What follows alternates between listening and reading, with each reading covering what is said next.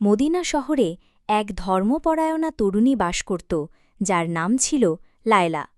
সে মসজিদের কাছাকাছি একটি ছোট ও সাধারণ ঘর ভাড়া নিয়েছিল, কারণ তার আকাঙ্ক্ষা ছিল আপনার ধর্ম সম্পর্কে আরও জানার। প্রতিবেশীরা ছিল খুবই সদয় ও অতিথিপরায়ণ, আর এই শান্ত পরিবেশে লায়লার মনে এক অদ্ভুত শান্তি নেমে এসেছিল।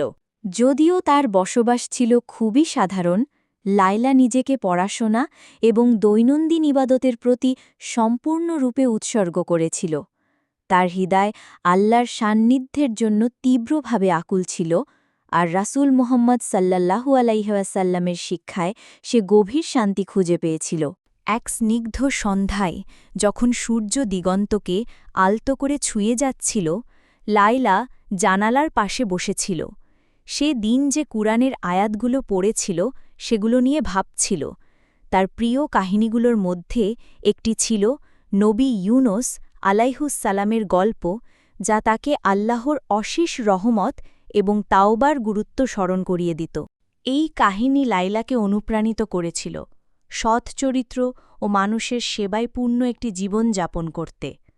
তার দিনগুলো শান্তির মধ্য দিয়ে কেটে যাচ্ছিল, যেন এক ধারাবাহিক প্রশান্তির স্রোত।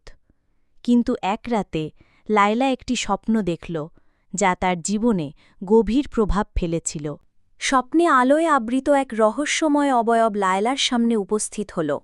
কোমল কণ্ঠে সে বলল, হে লায়লা, তোমার ইবাদত ও নিষ্ঠা চালিয়ে যাও। তুমি যে পরীক্ষাগুলোর সম্মুখীন হচ্ছ, সেগুলো পরকালে তোমার জন্য অসীম পুরস্কারের পথ তৈরি করবে। এই স্বপ্ন থেকে জেগে উঠে লায়লা এক গভীর প্রশান্তি অনুভব করল, যার ব্যাখ্যা সে নিজেও দিতে পারছিল না। তার মনোবল নতুনভাবে জাগ্রত হল।